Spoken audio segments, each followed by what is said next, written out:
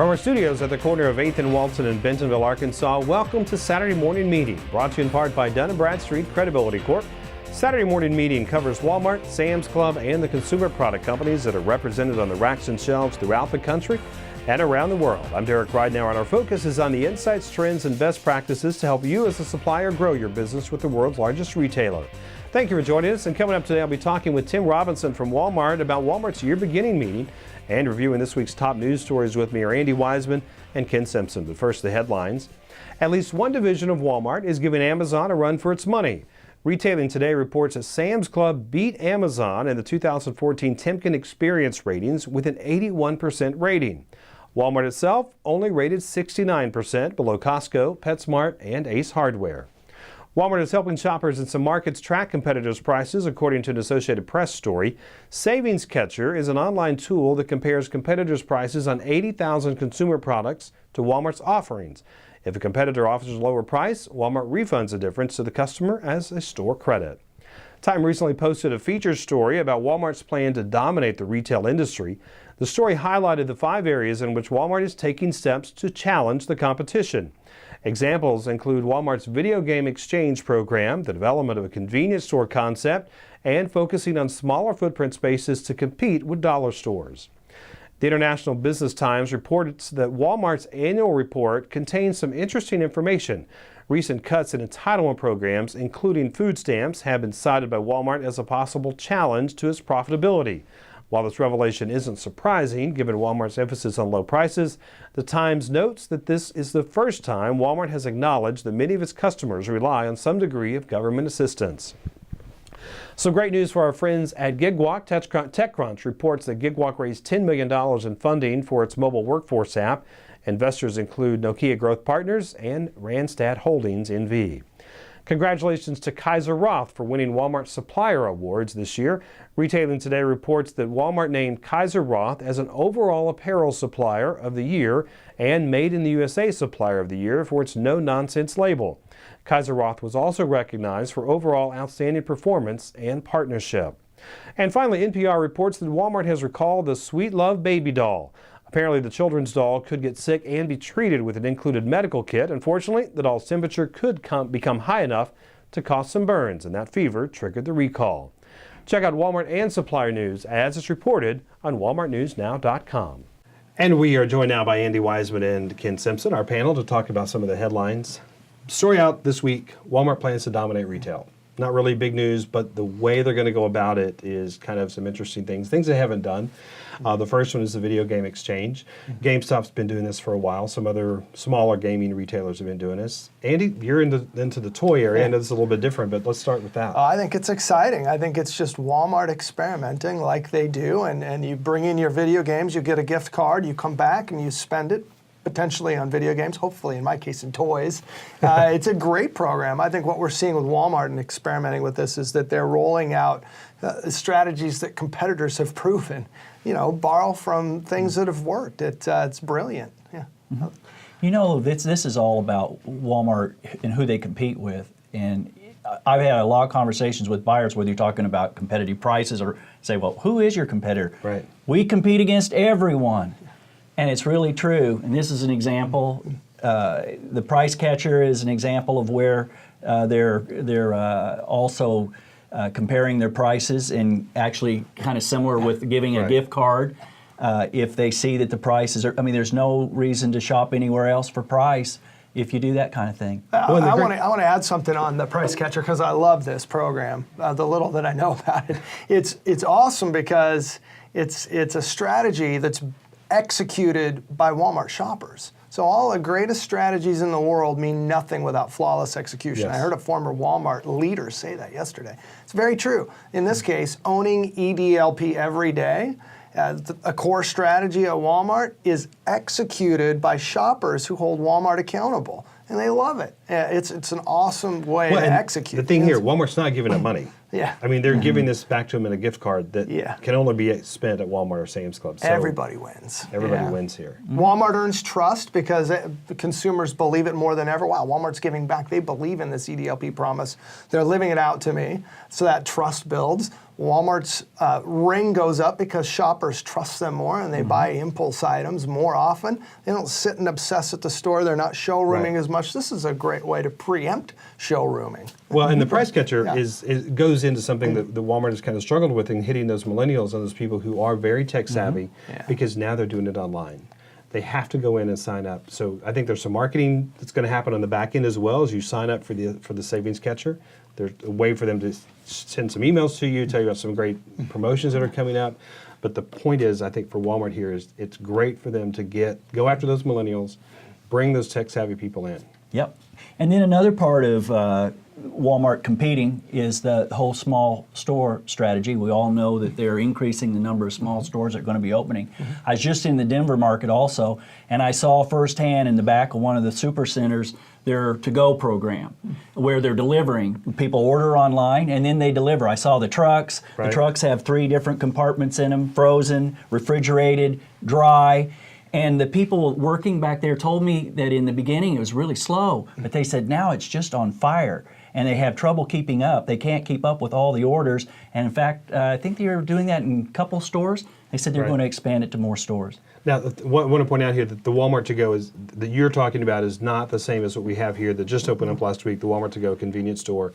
This is a home delivery system. They're competing Yes. with Amazon on this, and it's only in select markets. Obviously, Denver is one of them, but you can go online, submit your order, and they'll bring it to your house. A lot of people are talking about omni-channel. Well, Walmart is activating that omni-channel approach with us, and it seems to be working where I can't do it around here. I tried to do it. Yeah. You not would here think it'd yet. be available here.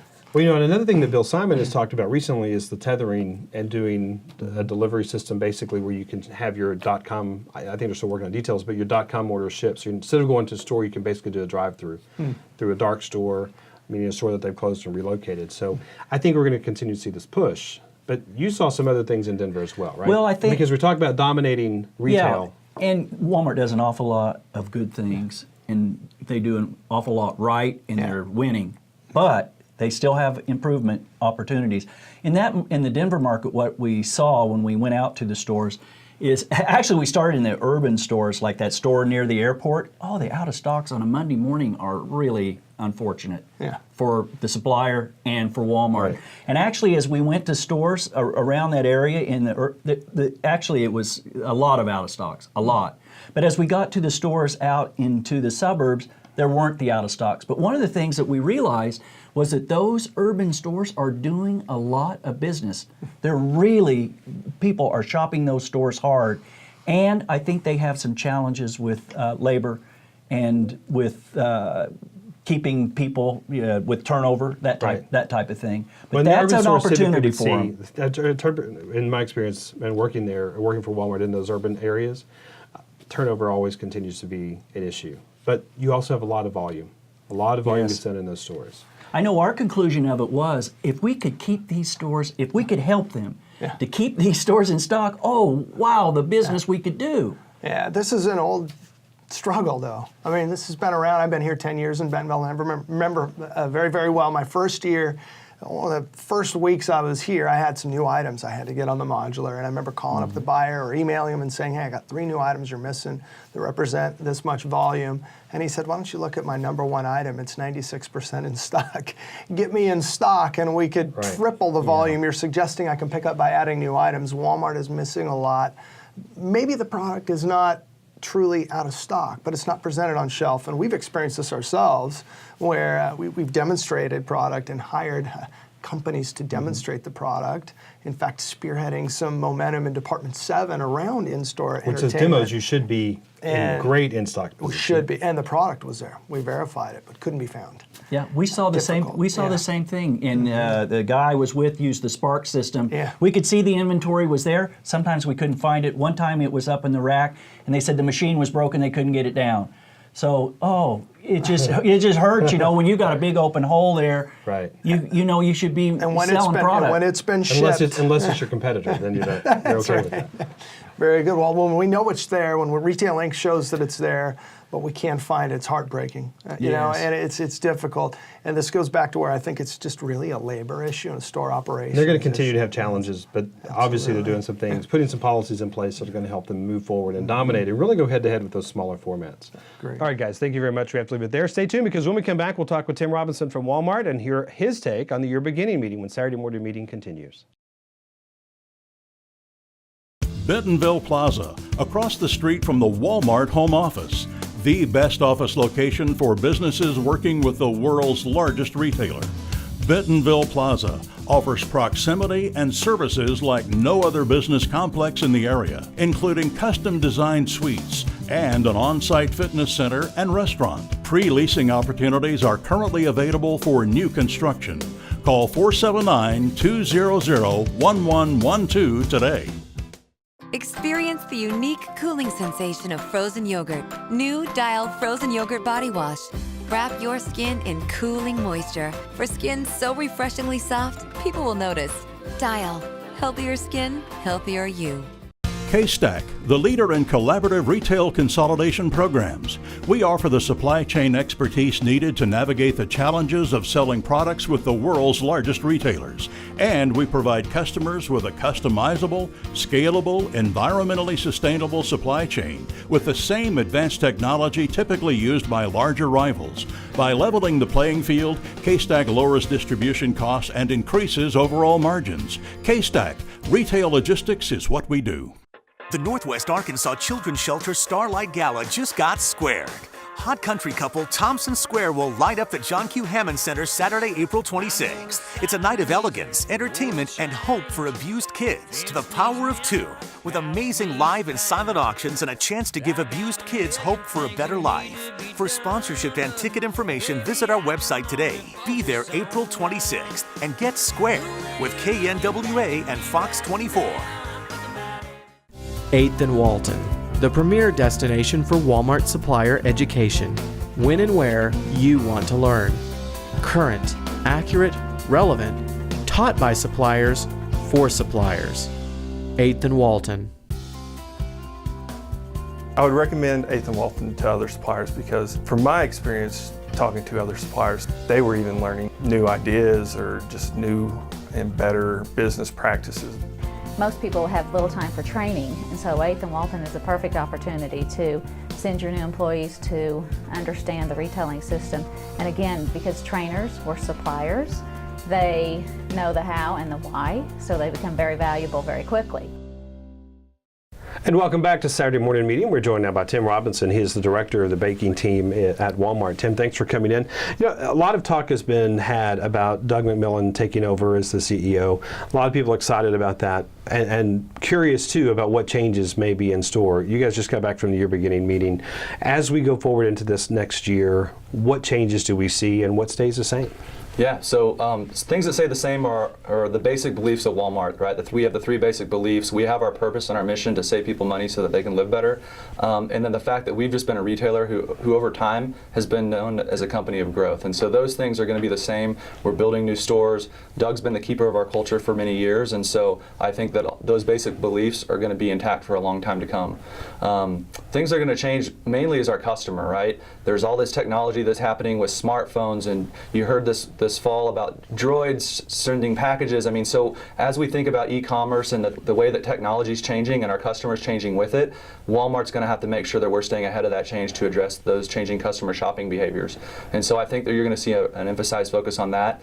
Operationally, I think you're going to see, he talked about some things that stores need to focus on and how we're going to try to treat our store associates and managers better so that they have more time to be out shopping and helping our customers shop. Okay.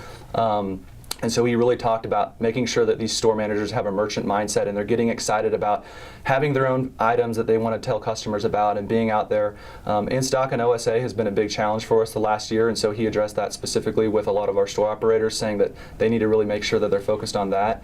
And then just have fun doing it. Lead by example, have that service leadership, and have fun being out there with your associates and customers. And so that's what can be expected from Doug. Okay. Well, that certainly is exciting and glad to hear. I'm glad to hear some of that. But as we move into into the U.S. side, which is really where most people who are watching this show are probably concerned, Bill Simon, I know, had a chance to talk, but where does Bill see things going for Walmart U.S.? Yeah.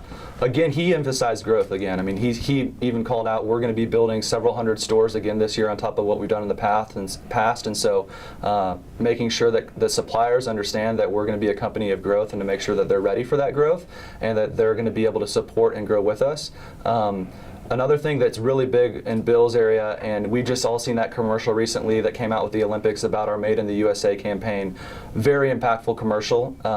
Very interesting to see how that particular actor kind of defended it. Yeah, Mike Rowe, how he defended it afterwards, and all the kind of craze that caused, and to see how he believed in it. Our company stepped up, and a lot of customers have stepped up and say that's a great thing to make that bet is huge. So we're going to continue to do that. We've had some great success with suppliers who have made that bet already.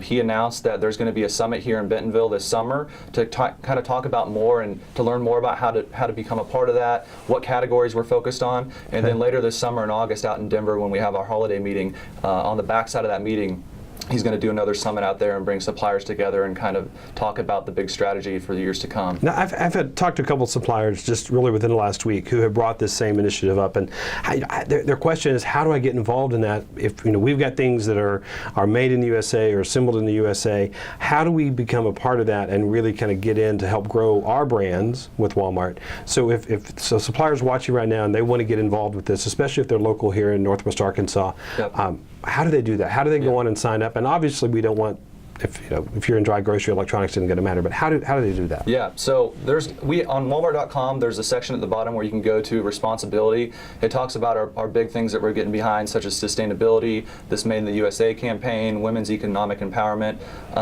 and so there you'll be able to click on the Made in the USA campaign, and it talks in detail about what all we're doing, how you can get involved.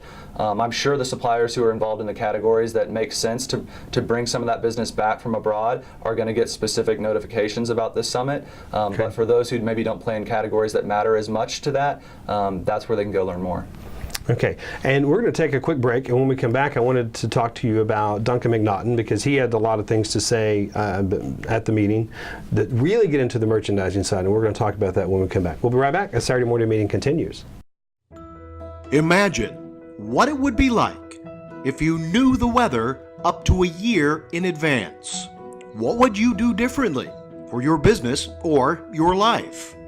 At Weather Trends, we don't imagine it. We do it. We're a team of meteorologists, mathematicians, and business weather advisors.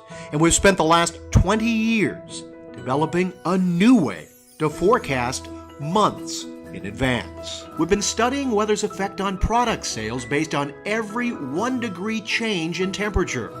We can now take your sales data and show you exactly how the weather impacts your business down to a single degree. We're leading the way into a new era in forecasting and a new power in business decisions. And we invite you to join us. Welcome to Weather Trends.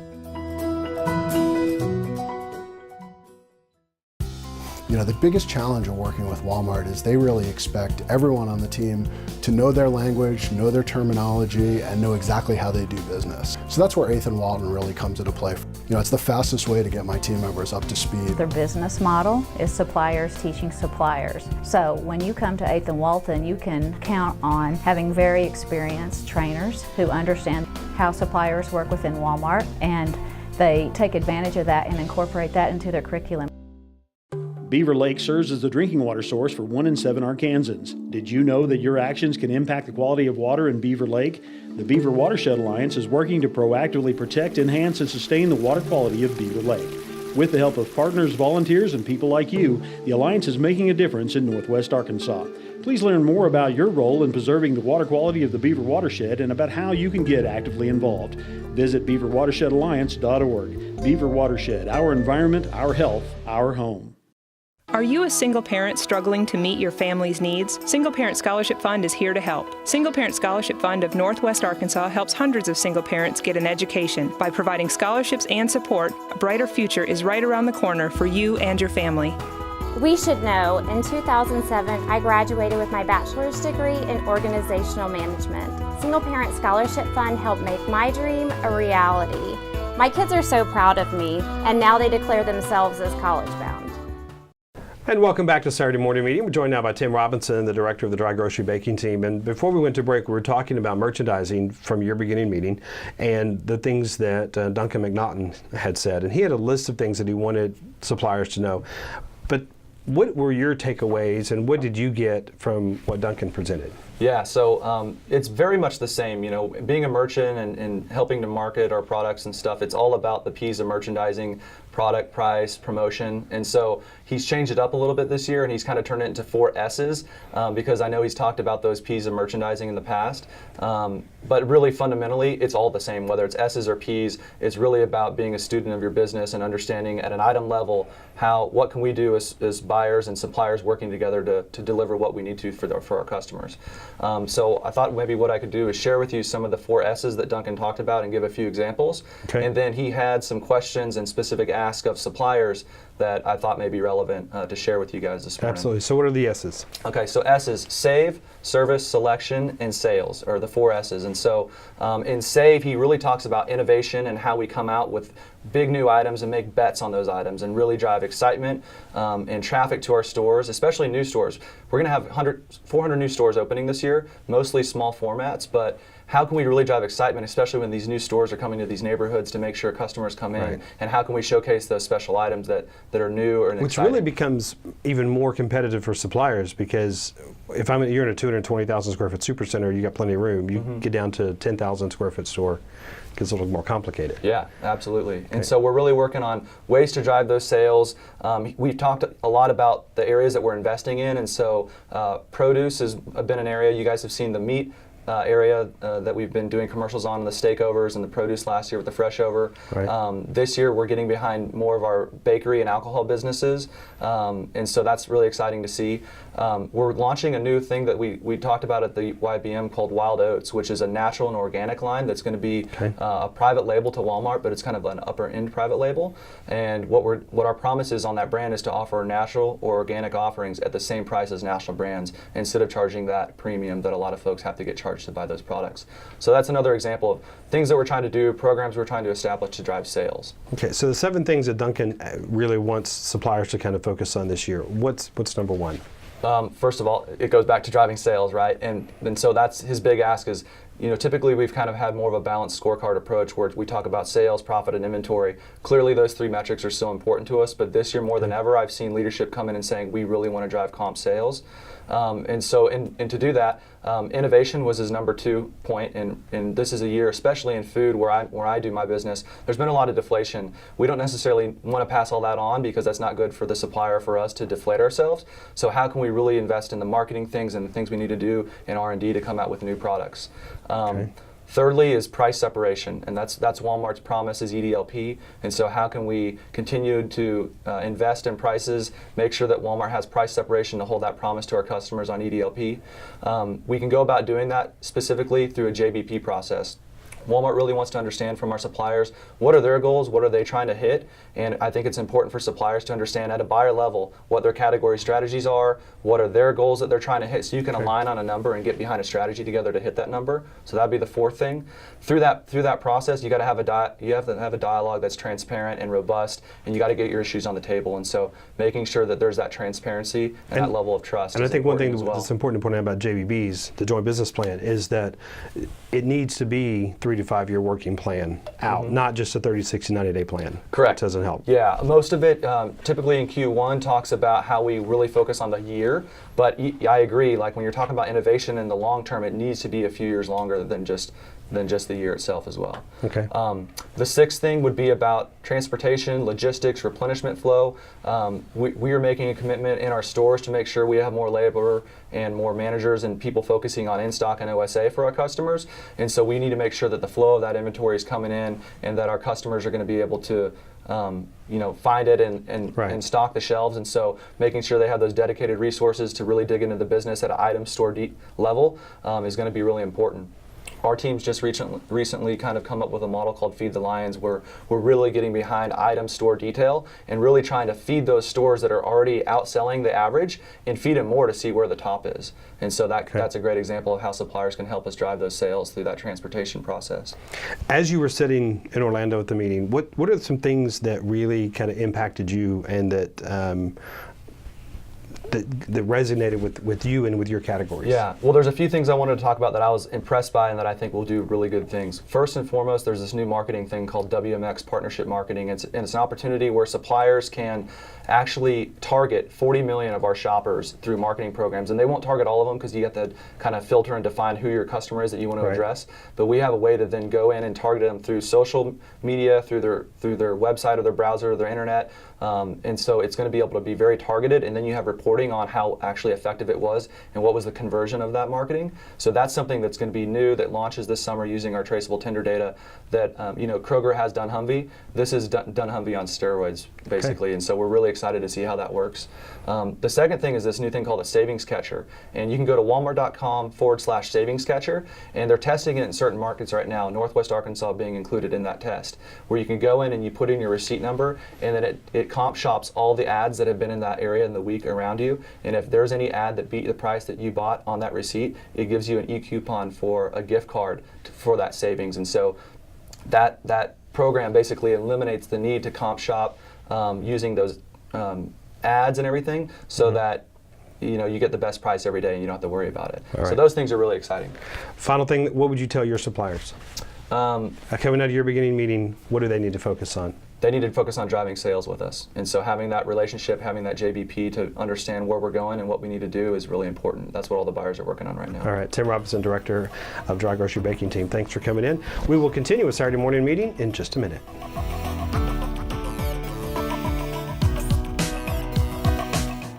GigWalk is an on-demand mobile workforce that can collect data and do work at retail. Businesses use GigWalk for retail audits, merchandising, and much more. With 350,000 smartphone-enabled workers available on demand, you get unprecedented speed and coverage across the U.S., Canada, and the UK. And all work is reviewed for quality and accuracy. Visit gigwalk.com to learn more.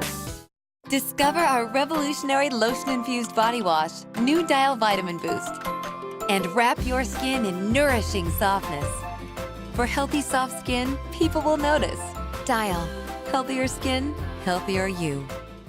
8th and Walton, the premier destination for Walmart supplier education. When and where you want to learn. Current, accurate, relevant, taught by suppliers for suppliers. 8th and Walton. The Northwest Arkansas Children's Shelter Starlight Gala just got squared. Hot country couple Thompson Square will light up the John Q. Hammond Center Saturday, April 26th. It's a night of elegance, entertainment, and hope for abused kids to the power of 2, with amazing live and silent auctions and a chance to give abused kids hope for a better life. For sponsorship and ticket information, visit our website today. Be there April 26th and get squared with KNWA and Fox 24.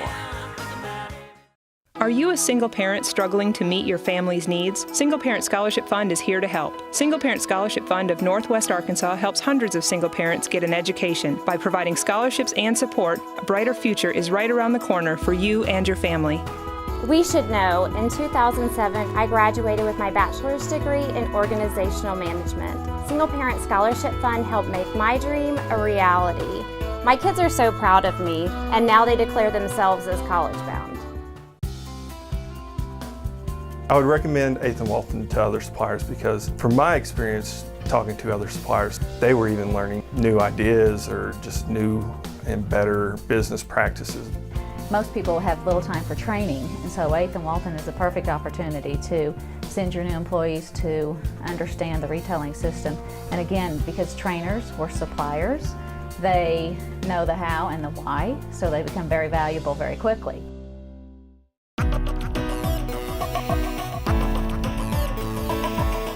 Our thanks to Tim Robinson from Walmart and today's panelists as well. And as always, we appreciate you taking the time to join us. If you have questions or comments, we would love to hear from you. Please join us next week when our featured guest will be Kathy Deck, the Director of the Center for Business and Economic Research in the Walton College of Business at the University of Arkansas. Kathy reports on trends that are valuable to suppliers, retailers, and anyone interested in the economic climate of Northwest Arkansas. I'm Derek Ridenoure, and from all of us at Saturday Morning Meeting, thanks for watching. We'll see you next Saturday morning.